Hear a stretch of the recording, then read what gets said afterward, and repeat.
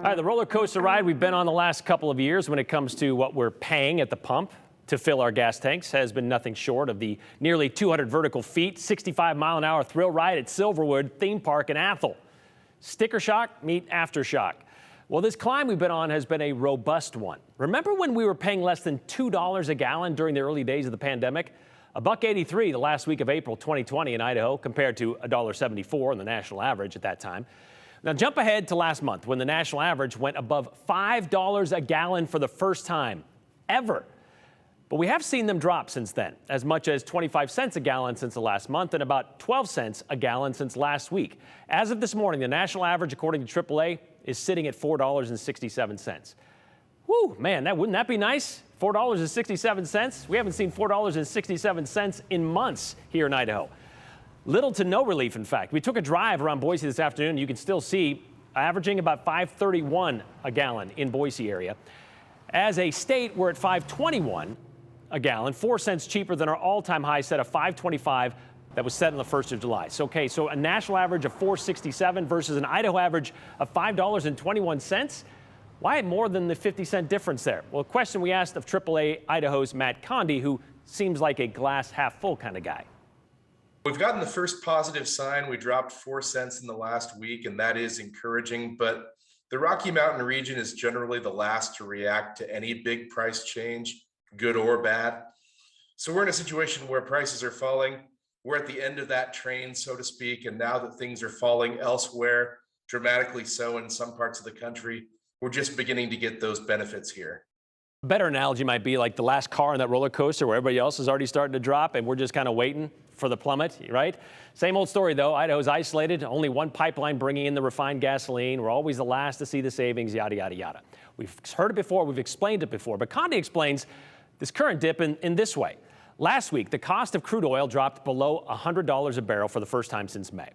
It bumped up a bit the last couple of days, but we've come from, well, $122 a barrel to $104 a barrel. So that's why the price of gas has dropped, even though more people are buying it and using it.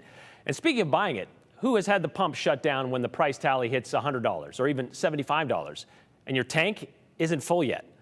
Well, if you're paying at the pump with a debit or credit card and you have a car with like a 20-gallon tank, that's likely happened to you recently.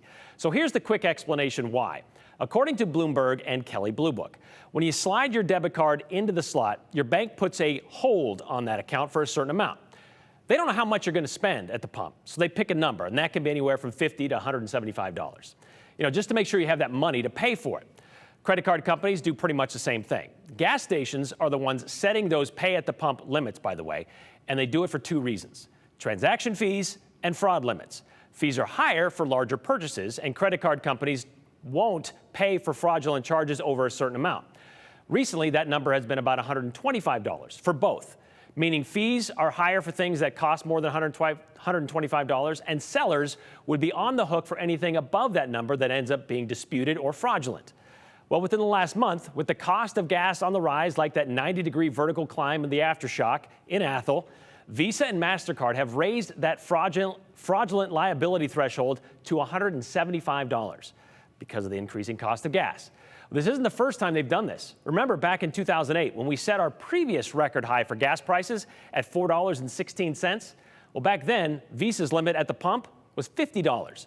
They raised it in 2008 to $75 because it was costing most of us a lot more than $50 to fill up. Okay, so if that limit is now up to $175 these days, why does the pump you're using stop at $100 or another number? Because ultimately, it's up to the gas station to set that limit. And some have set it at $75, others at $100, and then still others, like stinker stations, well, they have set their limit at $150 as of the last couple of months, we're told. By the way, AAA Idaho expects we will be on this roller coaster ride of gas prices through the summer, with the only real hope for relief coming closer to Labor Day. So buckle up, and as they used to say on the big Thunder Mountain ride in Disneyland, hang on to them hats and glasses, because this here is the wildest ride in the wilderness.